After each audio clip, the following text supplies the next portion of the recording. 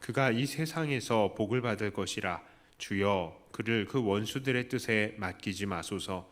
여호와께서 그를 병상에서 붙드시고 그가 누워 있을 때마다 그의 병을 고쳐 주시나이다. 내가 말하기를 여호와여 내게 은혜를 베푸소서. 내가 주께 범죄하였사오니 나를 고치소서 하였나이다. 나의 원수가 내게 대하여 악담하기를 그가 어느 때에나 죽고 그의 이름이 언제나 없어질까 하며 나를 보러 와서는 거짓을 말하고 그의 중심에 악을 쌓았다가 나가서는 이를 널리 선포하오며 나를 미워하는 자가 다 하나같이 내게 대하여 수군거리고 나를 해하려고 꾀하며 이르기를 악한 병이 그에게 들었으니 이제 그가 눕고 다시 일어나지 못하리라 하오며 내가 신뢰하여 내 떡을 나눠 먹던 나의 가까운 친구도 나를 대적하여 그의 발꿈치를 들었나이다.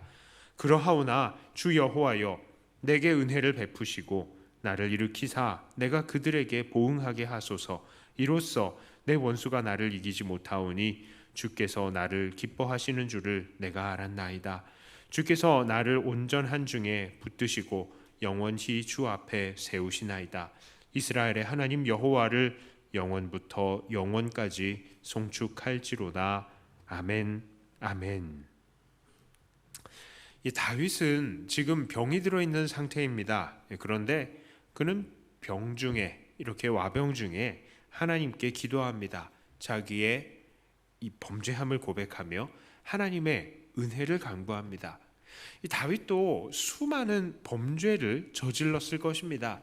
성경에서 가르쳐주는 것만 해도 다윗은 큰 범죄를 저지른 범죄자라는 것을 알 수 있습니다.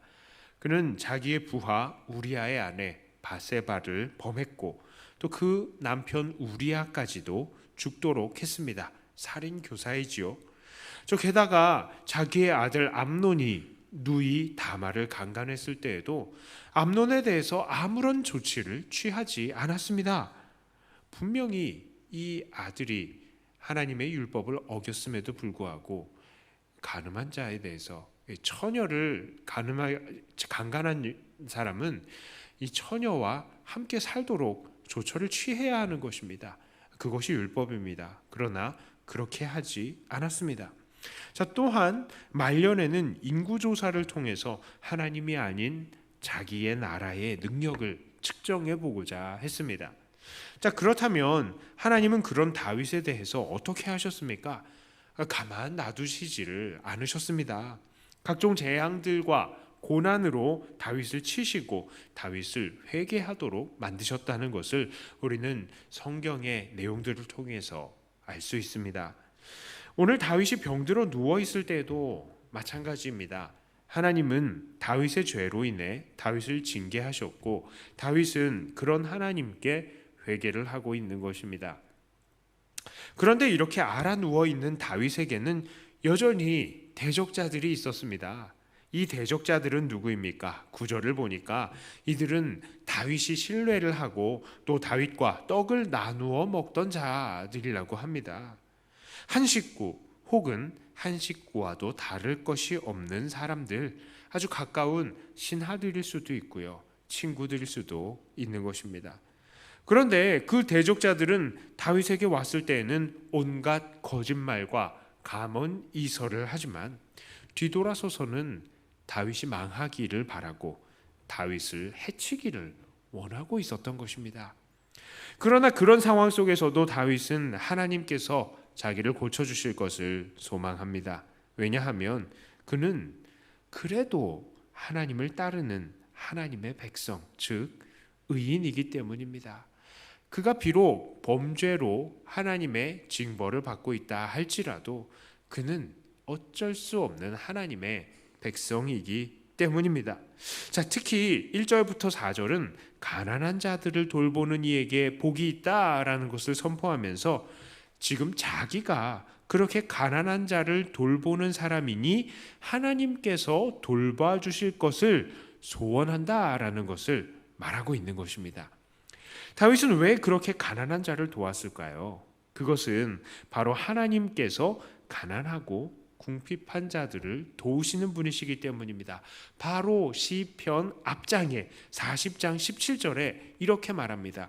나는 가난하고 궁핍하오나 주께서는 나를 생각하시오니 주는 나의 도움이시오 나를 건지시는 이시라 나의 하나님이여 지체하지 마소서.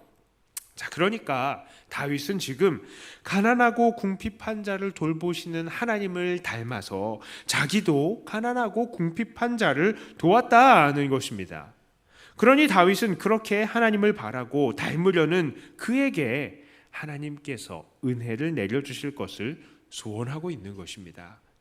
사실 오늘 시의 주제는 정말 이 시편 전체에 걸쳐서 아주 여러 차례에 나타나는 주제입니다. 다윗은 범죄했지만 그러나 여전히 하나님의 사람이라는 것, 그리고 다윗의 주변에는 다윗을 정죄하고 다윗이 망하기를 바라는 사람들로 둘러싸여 있다라는 그런 주제 말이에요. 그건 아주 시편의 흔한 주제입니다.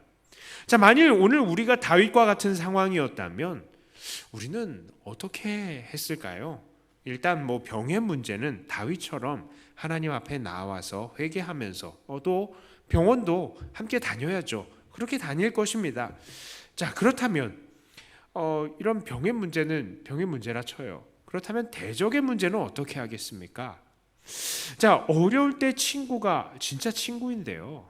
이참에 그들의 중심이 어떠한지를 발견했으니 그냥 그들을 멀리하고 이제 그들을 적극적으로 대적하면 되는 것일까요?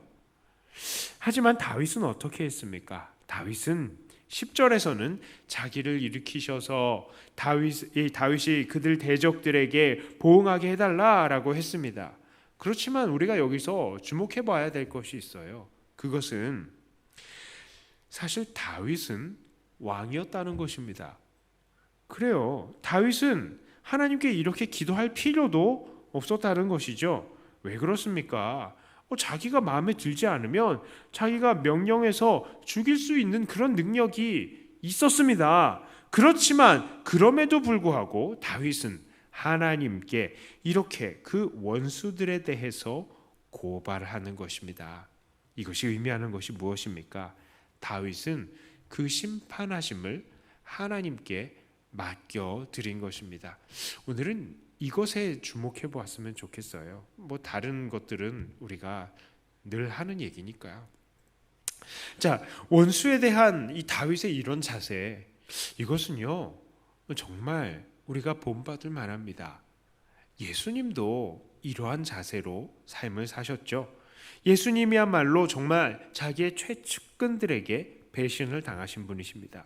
그 제자인 가룟 유다가 예수님을 죽도록 넘겨주고 팔았습니다. 또한 예수님이 잡혀가셨을 때에 그의 제자들은 다 어떻게 했습니까? 다 뿔뿔이 흩어졌습니다. 자기는 죽더라도 예수님을 부인하지 않겠다고 했던 베드로도 예수님의 면전에서 예수님을 저주하고 모른다라고 부인했습니다. 자, 그런데 예수님께서는 그 세상에게 어떻게 하셨습니까? 놀랍게도요, 예수님은 아무것도 하시지 않으셨습니다.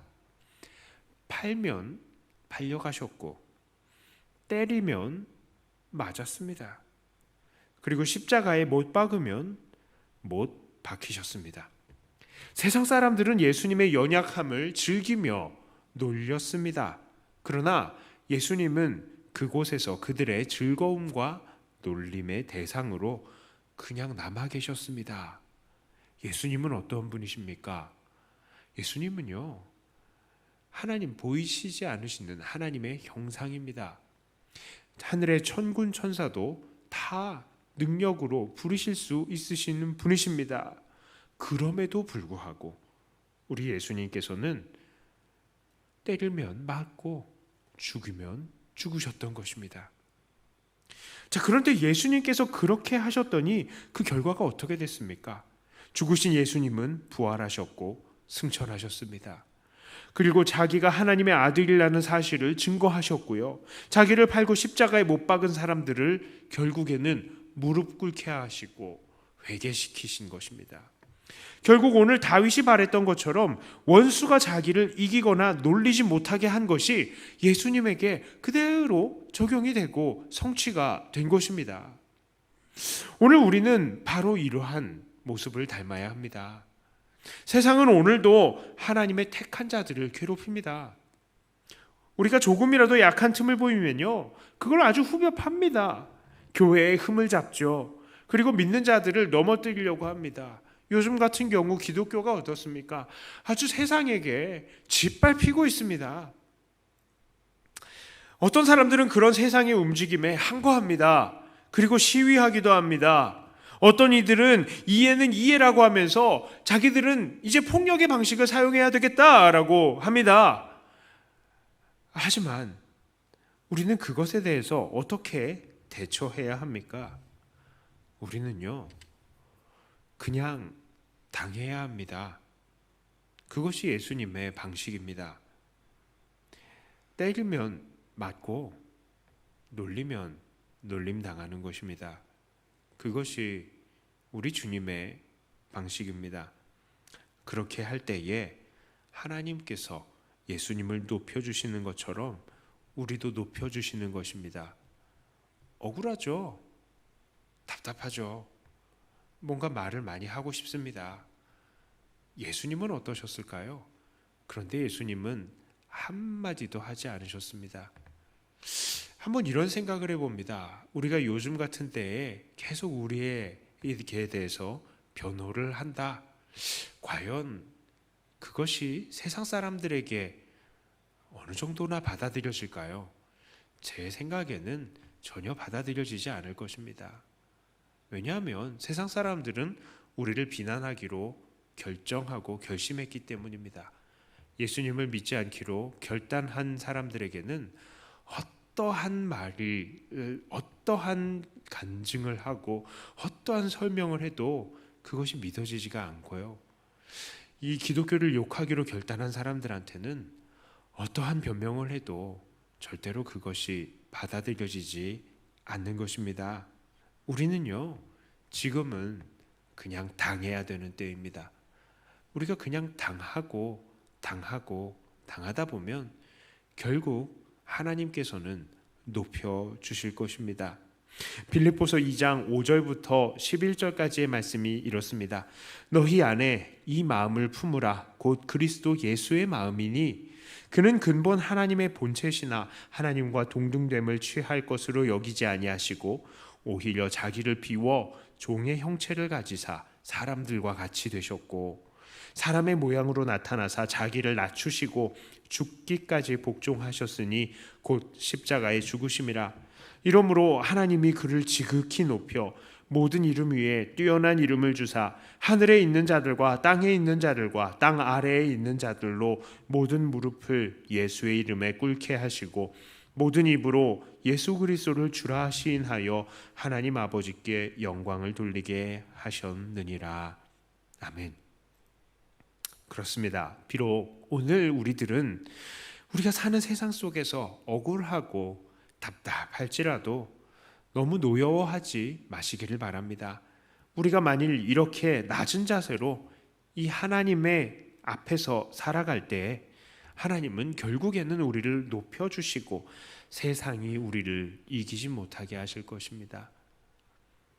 이제 말씀을 마칩니다. 오늘 다윗은 자기가 연약할 때에 자기를 중상모략하는 대적 원수에 대해서 그 원수 갚는 것을 직접 하지 않고 하나님께 맡겨드렸습니다. 우리도 바로 그러한 자세를 배워야 하겠습니다.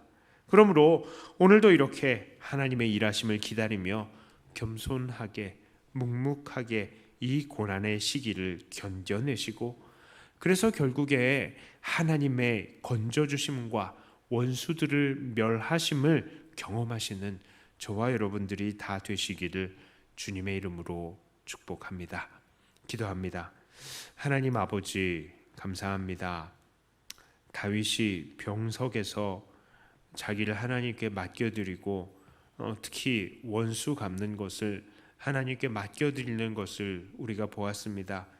하나님, 코로나19의 이 문제로 우리 기독교가 많은 욕을 먹고 비난의 대상이 되고 있는 이 시기에 우리 교회가 해야 될 것은 그저 묵묵히 당하는 것이라는 것을 다시 한번 생각해 보았습니다.